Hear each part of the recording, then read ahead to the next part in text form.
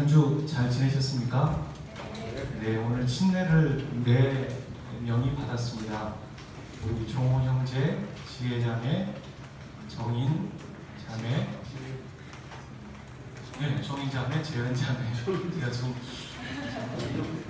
그 자리에 없었던 사람들도 있는데 우리가 세상적으로 보면은 결혼식인 거죠. 하나님과의 이미 사랑하는 사람이 결혼함으로 많은 사람들 앞에 그 사랑을 나타내는 것이거든요. 매우 의미 있는 시간이었던 것 같습니다. 우리 4명의 형제자매들 그 자리에 없었지만 우리 함께 축하하는 의미로 박수를 쳐주면 좋을 것 같습니다.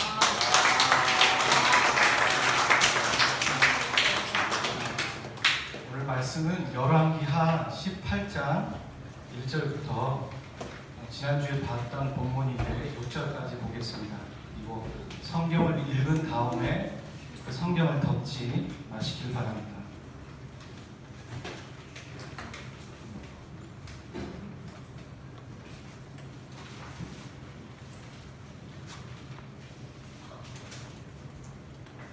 열왕기하 18장 1절부터 6절.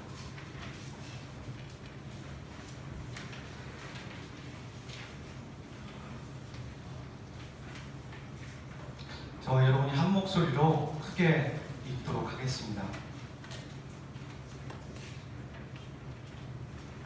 시작. 이스라엘 왕 멜라의 아들 호세아 제3년에 유다와 아하스의 아들 히스기야가 왕이 되니 그가 왕이 될 때 나이가 25세라 예루살렘에서 29년간 다스립니다. 그의 어머니 이름은 아비요 스가랴의 딸이더라.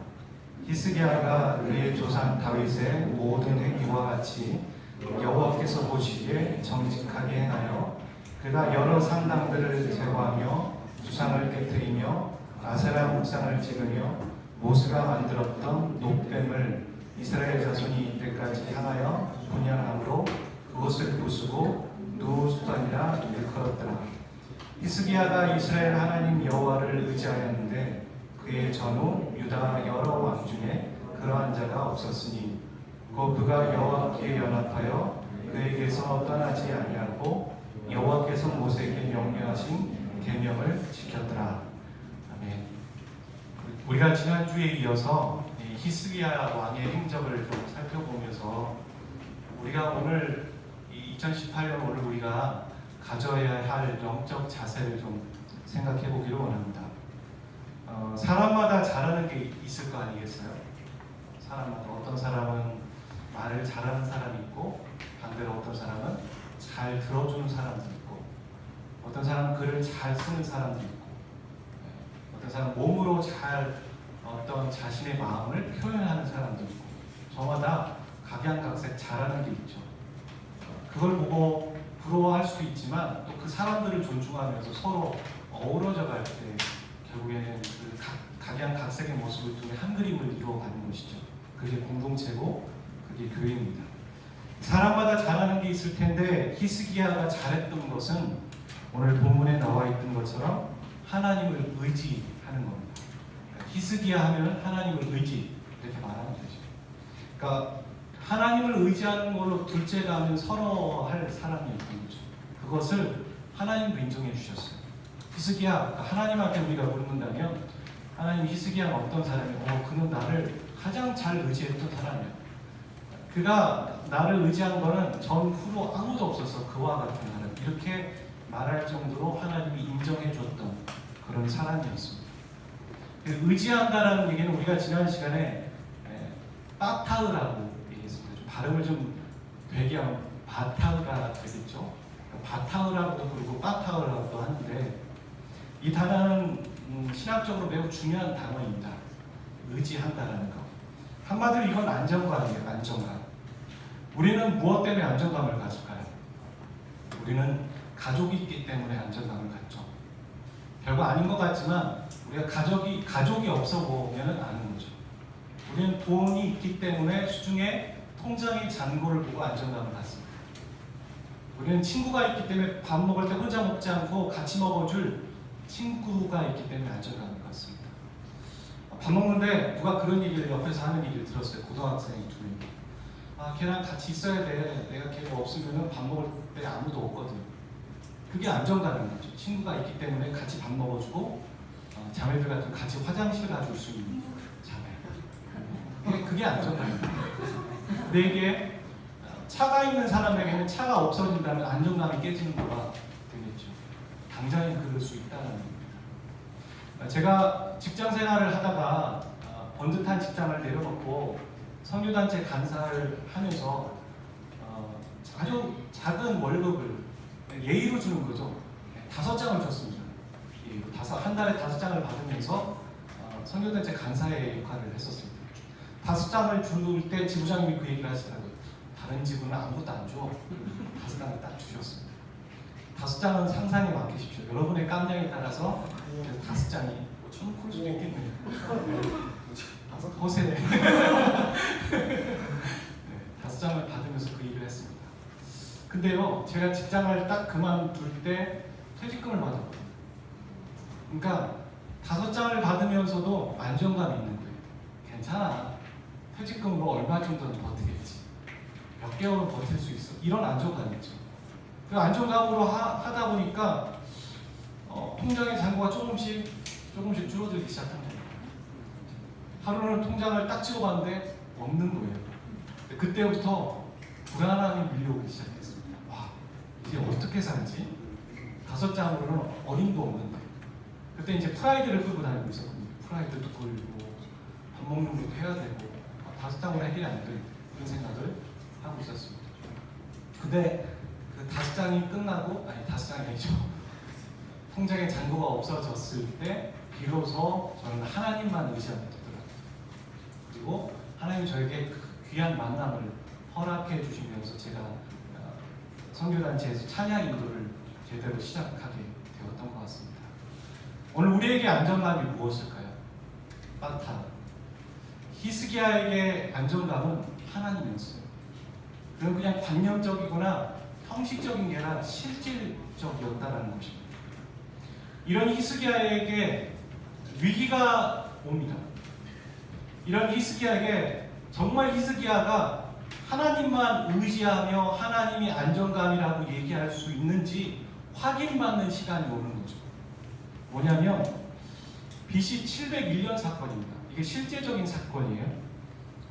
지금 열왕기하 18장 17절에 보면 그런 얘기가 나오죠. 아수르가 남유다에 쳐들어오는 겁니다. 나라에 쳐들어온 거죠. 이 나라에 큰 위기가 찾아옵니다.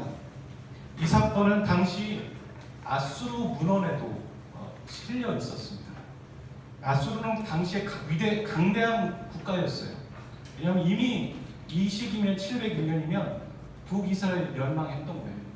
이미 북이스라엘이 아수르에 멸망하고 남유다를 집어삼키려고 하는 거죠. 그 소식을 알았어요. 자신의 동족이 아무리 적대하며 살았다 할지라도 북이스라엘이 아수르의 멸망한 걸 알았는데 그 아수르가 남유다를 쳐들어오고 성을 포위하고 그러고 있는 거죠. 그 당시에 아수르의 문에는 전쟁의 기록에는 이렇게 남아져 있습니다. 제가 주보에 쌍따옴표로 적어드렸는데 그 문구를 한번 좀 같이 읽어보면 좋을 것 같습니다. 유다 사람 이렇게 시작하죠. 시작. 유다 사람은 시리아에 관해서 이 성들 주변에 있는 헤아릴 수 없이 많은 바람을 듣는다. 나는 시리아를 세상에 새를 거두듯 그의 왕족 주신 예루살렘에 가두었다. 나는 히스기야를 세상에 새를 가두듯 그 왕족인 도시 예루살렘에 가두었다. 여러분 지금 아수르와 남유다가 지금 게임이 되는 전쟁을 하고 있는 걸까요? 그러지 않은 거예요. 완전 일방적인 전쟁인 거죠. 아수르가 그냥 손 하나 까딱만 하면은 남유다를 집어삼킬 수 있는 그런 전쟁인 거죠. 그래서 아수르는 처음부터 남유다의 전쟁에 큰 유념을 두지 않았습니다. 힘을 쓰지 않았습니다. 그걸 어떻게 할 수 있냐면 18장 17절 말씀을 한번 같이 읽어봤으면 좋겠습니다. 열왕기하 18장 17절 시작.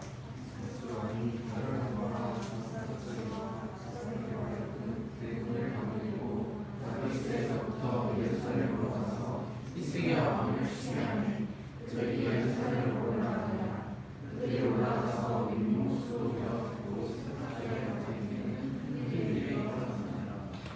에모스도 곁곧 세탁자의 밭이라는 곳은 다른 성경 구절에 나오는데 전략적인 요충지였던 것 같아요.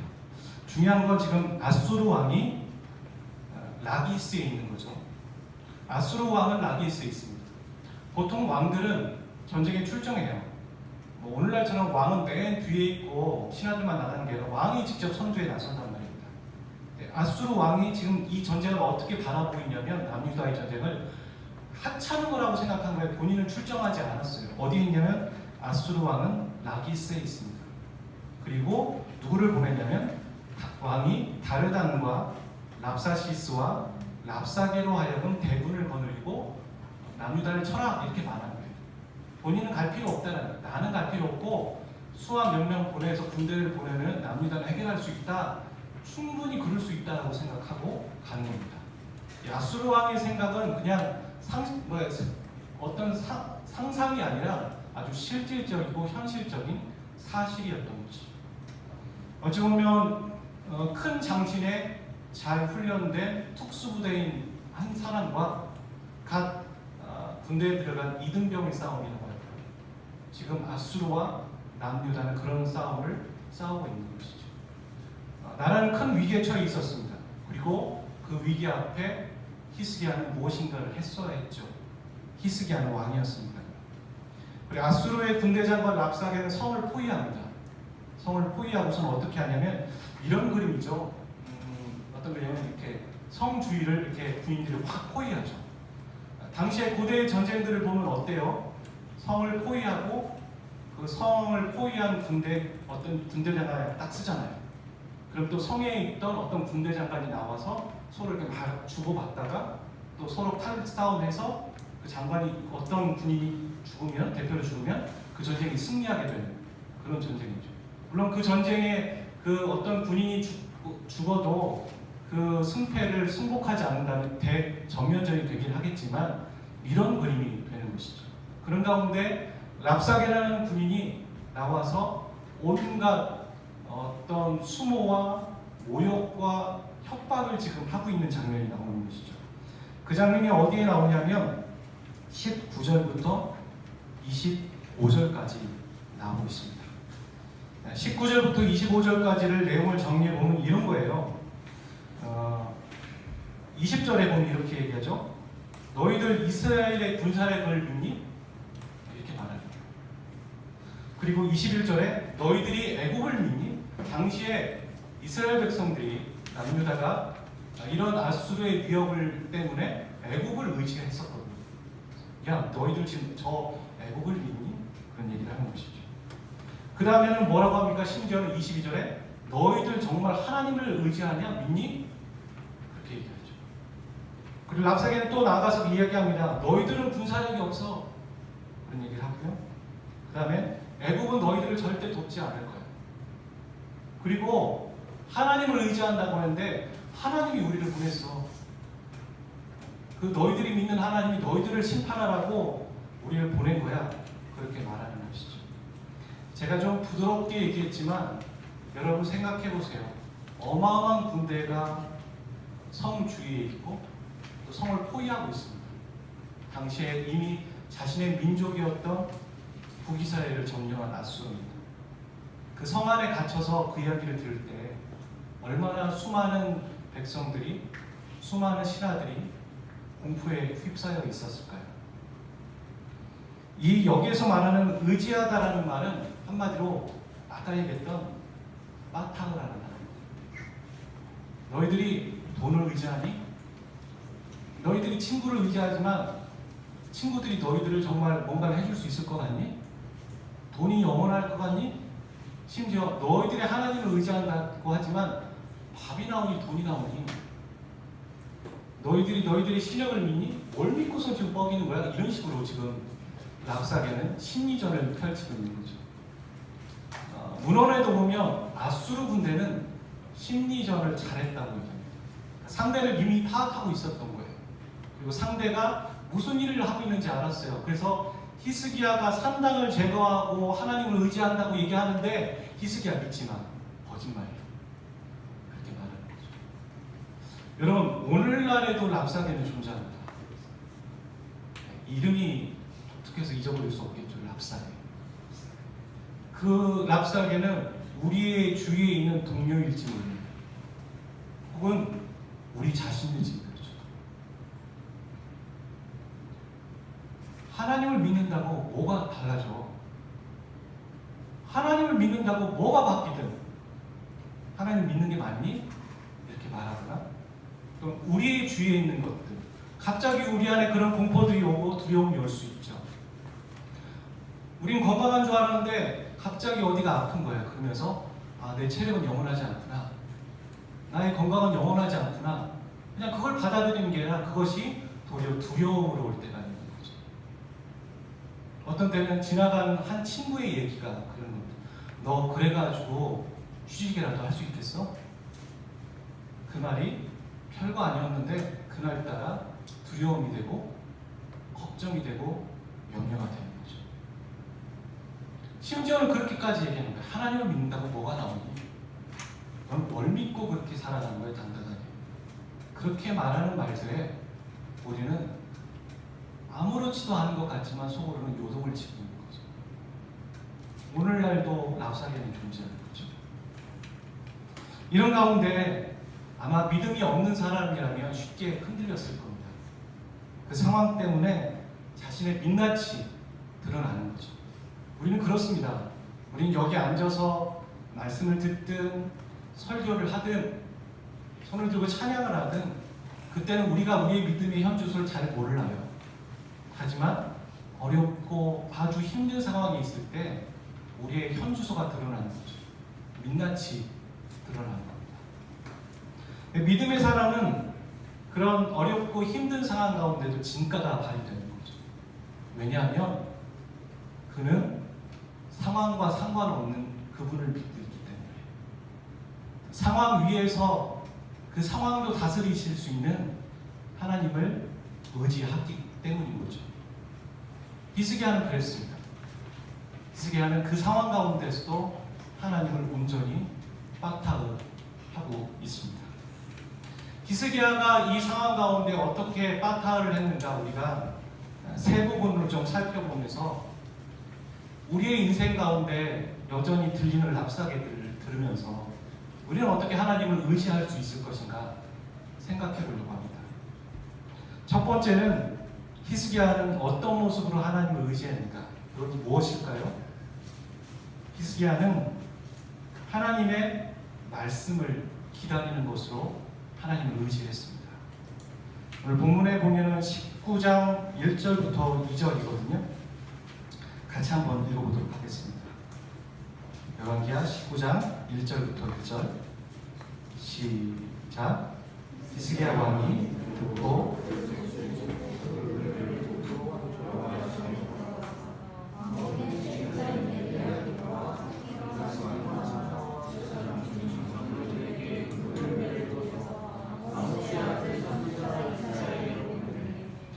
히스기야 왕은 이 상황을 듣고서는 어떻게 했냐면 옷을 찢었어요.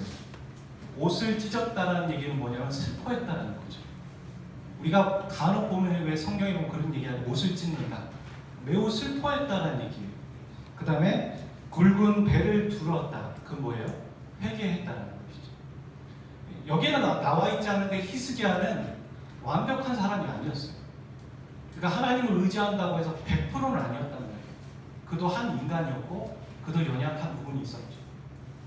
왜냐하면 우리가 읽지 않았지만 18장 후반에 보면 아수르는 이게 쳐들어온 게 첫 번째가 아니었죠. 두 번째였는데 첫 번째 사건에서 그들과 협상을 하면서 또 조공을 바치는 그런 상황들, 그런 수모를 겪는 상황들이 있죠. 히스기야는 애국을 의지했었습니다. 그렇죠? 아수르 대군을 피하기 위해서 애국을 의지했었거든요. 아마도 히스기야는 그것을 회개했었을 것 같습니다. 히스기야는 왕이지만 절실했어요. 이 상황에서 본인이 무엇을 잘못했는지 본인을 되돌아보고 근신하는 게 먼저 필요했다는 것입니다. 우리에게 오는 여러 가지의 납사계와 두려움과 공포 가운데 그것을 외면하기 위해서 술을 선택하든 아니면 친구를 선택하든 아니야 잘못 들었어 그리고서 외면할 것이 아니라 우리 자신을 먼저 바라봐야 되는 거죠. 하나님 앞에서. 그리고 근신해야 됩니다.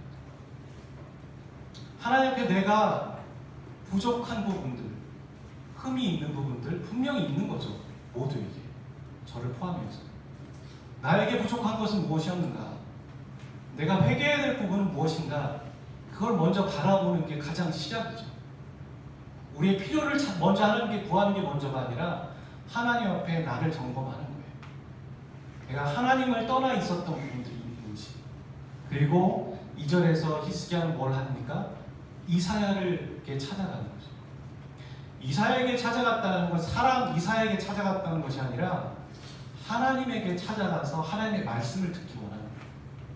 이 상황을 이야기하고 그분으로부터 하나님의 진언, 하나님의 메시지는 무엇인가, 하나님 이 상황을 어떻게 보고 계시는지 우리에게 알려달라고 말하고 있는 것이죠. 그래서 하나님을 의지한다는 것은 하나님의 말씀을 기다린다는 것이죠. 오늘 저와 여러분 가운데 여러분 진로에 대한 고민들과 비전과 또 혹은 결혼에 대한 고민들, 우리 모두가 중요한 기로에 서 있습니다. 결혼을 했다면 또 그 다음 스텝에 대한 고민들이 있겠죠. 그 고민들 앞에서 우리가 해야 될 것은 먼저 우리를 되돌아보고 하나님이 무엇이라 말씀하시나 그 말씀을 들어야 되는 것이죠. 많은 사람들이 여기서 주저앉는 것 같습니다. 하나님의 말씀을 듣기가 쉽지 않더라는 것이죠. 왜 쉽지 않을까? 왜 쉽지 않을까요? 하나님 되게 거만하셔서 이렇게 말씀을 함부로 얘기하지 않으시는 걸까요? 그만큼 우리가 하나님 앞에 채널을 맞춘 적이 많지 않은 거죠. 세상의 채널, 친구의 채널, 지식의 채널을 많이 맞추고 쉽게 듣지만 하나님의 채널은 잘 맞춘 적이 없어요. 그러니까 어려운 거고 기다림이 필요한 거고 시간이 필요한 거고 인내가 필요한 것인데 많은 사람들이 거기서 빨리빨리 그 자리를 벗어나서 안 되는구나. 그래서 자기의 방법을 쓰고 다른 소리를 듣기 시작하는 것이죠. 거기에서 히스기야와 우리의 모습은 좀 다른 것 같습니다. 히스기야는 하루아침에 이 위기 상황에서 딱 이렇게 반응을 한 것이 아닌 거죠. 그때부터 언제부터인지는 모르겠지만 계속하여서 하나님의 음성과 하나님의 말씀을 먼저 하고 그분 앞에 듣는 연습을 해왔던 것이죠. 그러니까 바로 위기의 상황에서 본능적으로 하나님을 찾는 모습, 자신을 되돌아오는 모습이 있었던 것이죠. 그래서 우리에게는 훈련이라는 게 필요한 겁니다. 훈련을 왜 합니까? 곤고한다. 우리가 정말 기도할 수 없을 때 하나님께 기도하기 위한 것이죠. 평탄할 때는 잘 기도하지 않지만 기도하지 않아도 내가 평안한 삶을 살아갈 수 있습니다. 위기의 상황에서 어떻게 합니까? 위기니까 또 기도하지 않는 거예요. 어려우니까. 하지만 우리가 위기의 상황에서 본능적으로 기도가 나오려면 평상시 하나님 앞에 기도하는 훈련을 해나가야 되는 것이죠. 두 번째, 히스기야는 어떤 모습으로 이 위기 상황을 극복했을까? 히스기야는 하나님 자신을 의지한다는 것을 이렇게 생각했습니다. 19장 6절부터 7절 말씀 한번 읽어볼까요? 19장 6절 7절 시작. 이사야가 그에게 이르되 너희는 너희 주에게 일어나라. 여호와의 말씀이 너는 아수르 왕이 슈고에게 들어가 나를 모욕하는 말 때문에 두려워하지 말라. 내가 한 영을 그의 손에 두어 그로 소문을 듣고 그의 눈으로 돌아가게 하고 또 그의 고국에서 그에게 칼을 주게 하리라 하셨느니라. 히스기야가 하나님의 말씀을 듣기 원하는데 하나님은 말씀하셨어요. 할렐루야 거죠. 뭐라고 말씀하시냐면 오늘 우리가 읽은 것처럼 너는 아수르 왕 때문에 두려워하지 말아라. 그들은 곧 내가 정리해 줄 거야. 정말 기쁜 소식이죠. 근데 상황은 바뀌지 않았습니다. 하나님이 이렇게 말씀하셨는데 그 상황이 주어지고 바뀔 때까지 텀이 있는 거예요.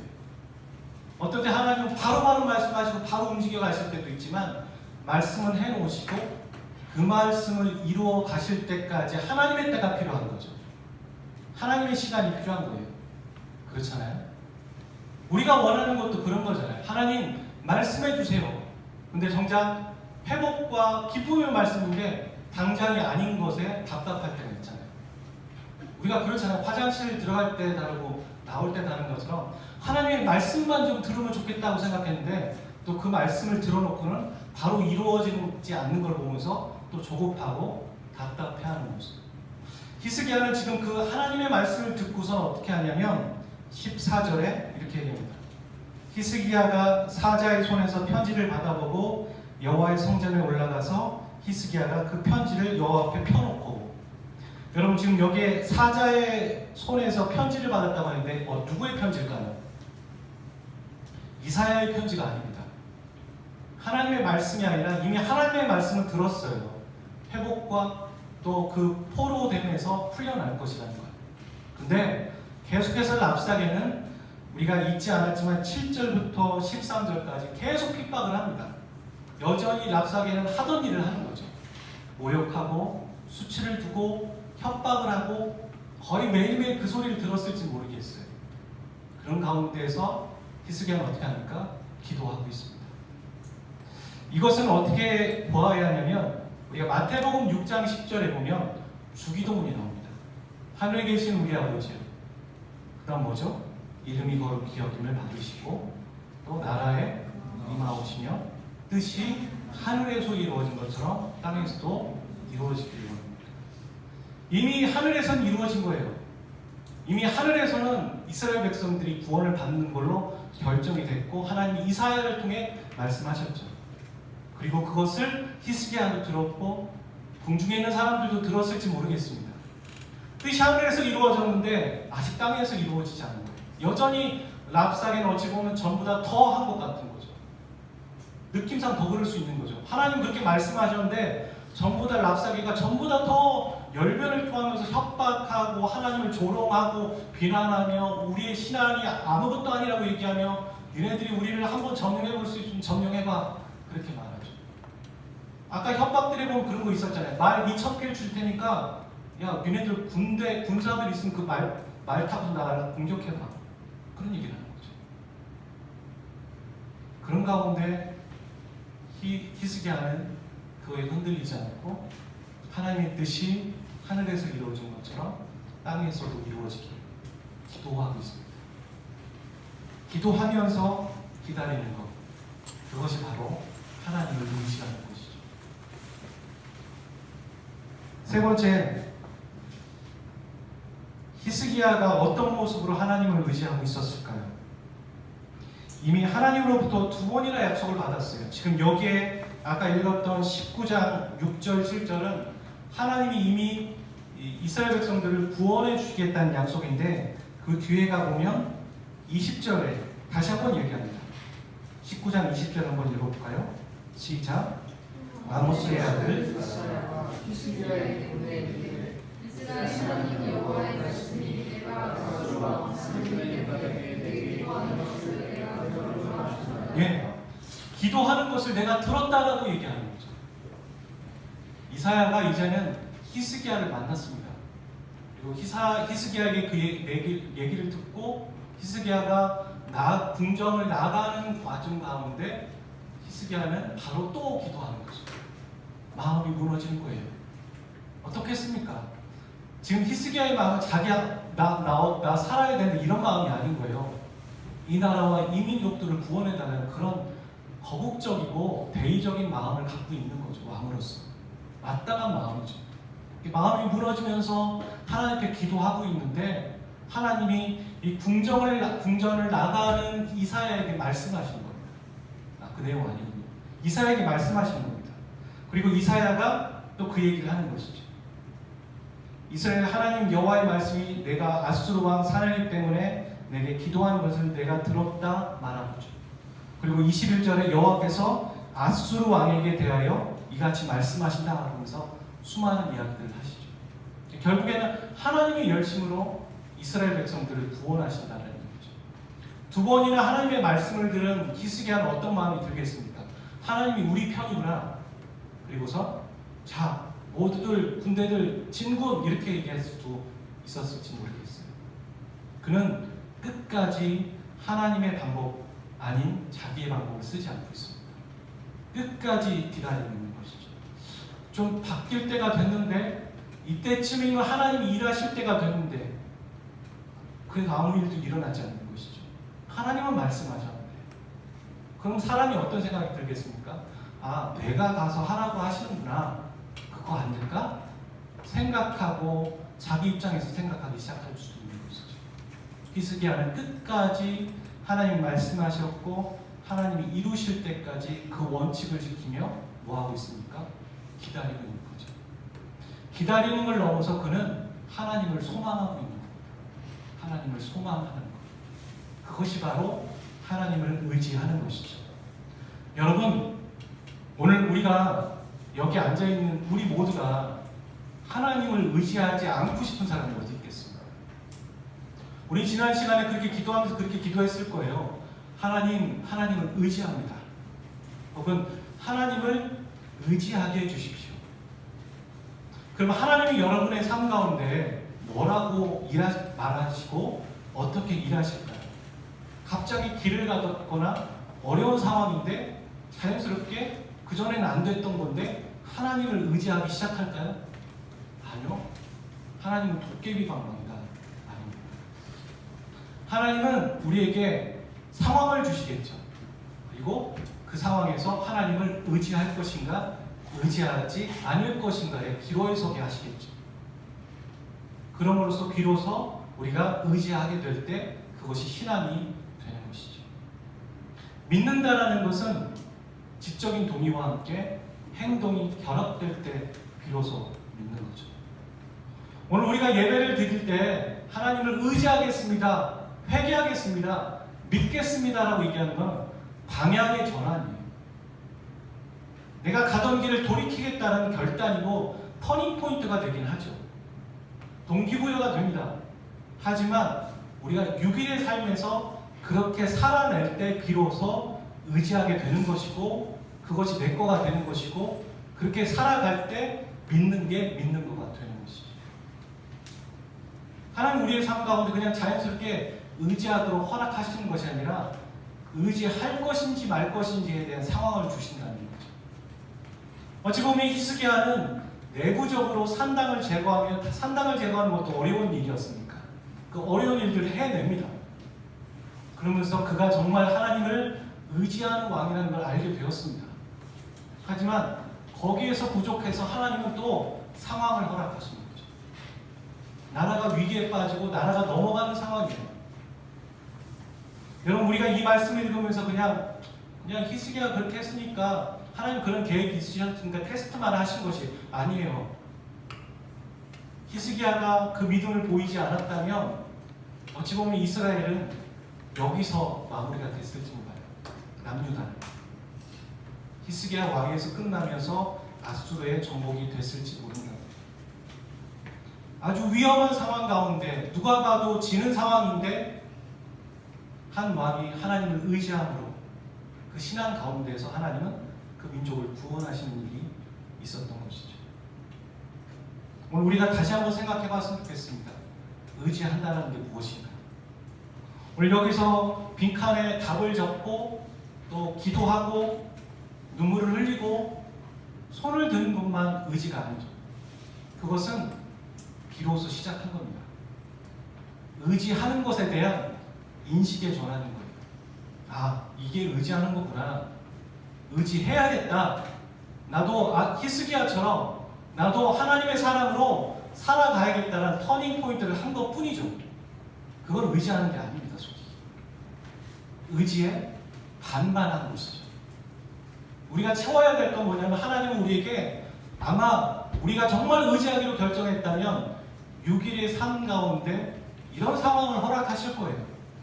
히스기야에게 허락하셨던 거죠. 또 다른 랍사게가 우리에게 얘기할지 몰라요. 넌 뭘 의지하기 때문에 이렇게 떳떳해? 야, 하나님을 의지한다고 돈이 나오니 밥이 나오니?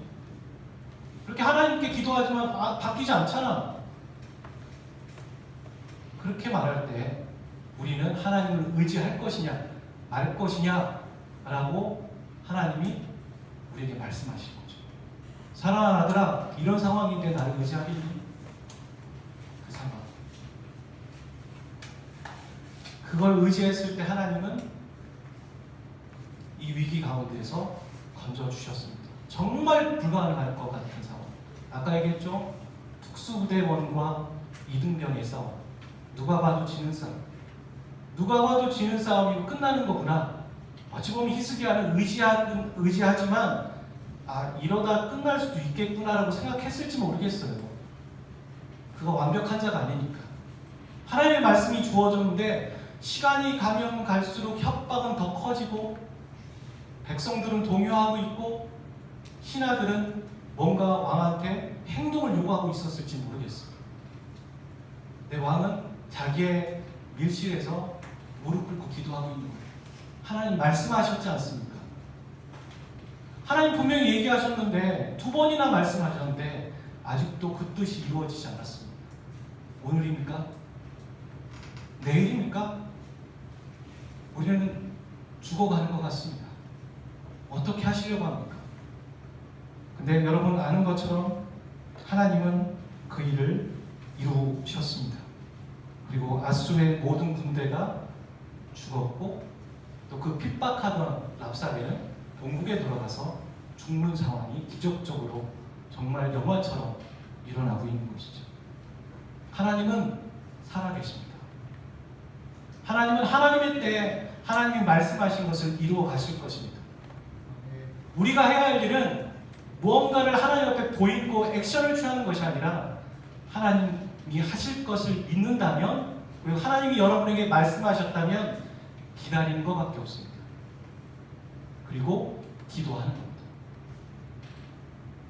정말 그것이 이루어지길 원한다면 우리는 가만히 태연하게 놀고 있지 않을 겁니다. 그 위기와 어려운 상황이 있다면 우리는 간절할 거예요. 기도할 수밖에 없을 거예요. 언제 이루시는 겁니까? 언제 그 일을 하시려고 하시는 겁니까? 저절로 우리는 기도하지 말라고 해도 기도가 나오겠죠. 어쩌면 우리가 기도가 없다라는 건 하나님의 말씀이 있는데 기도가 없다는 건 우리가 그 문제를 진지하게 못 보고 있다는 거예요. 우리의 인생을 혹은 그 문제를 진지하게 보고 있다면 우리는 기도할 거예요. 그리고 하나님이 살아계신 걸 믿는다면 그 문제에 하나님이 무엇이라 말씀하신지 듣기를 목숨 걸고 들으려고 할 거예요. 우리에게 필요한 건 지금 액션이 아닙니다. 우리에게 필요한 건 하나님의 음성을 듣는 겁니다. 주의 소식, 주의 말들, 하나님이 저 친구에게 이렇게 하셨대. 그거는 그 친구에게 하신 거죠. 그 상황과 그 사람에게 하신 말씀이 똑같이 나에게 꼭 그러지 않을 수 있습니다. 간증은 그래서 절대적이지 않죠. 하나님 그 친구에게 하신 겁니다. 그 형제에게, 그 가정에게 하신 거고, 우리는 도전받는 건 하나님이 살아계시구나, 하나님이 그렇게도 일을 하시구나, 하실 수 있구나라는 걸 아는 거죠. 그래서 우리가 그렇게 소망하는 거예요. 하나님, 저 가정에게, 저 사람에게 하신 것처럼 저에게도 이런 계획이 있습니다. 이런 문제가 있습니다. 주님 말씀해 주시고 저에게 듣게 해 주십시오. 저는 이 말씀을 준비하면서 그런 생각이 들었습니다. 많은 청년들이 자신의 문제와 진로와 여러 가지 고민을 놓고 하나님 앞에 기도하지만, 하나님 말씀을 주십시오. 저에게 말씀해 주십시오. 전 듣고 싶습니다라고 하고 있는가? 단지 우리는 그냥 그 상황이 바뀌기를 기도하는 거죠. 이 상황이 바뀌길 원합니다. 이 상황이 바뀌길 원합니다.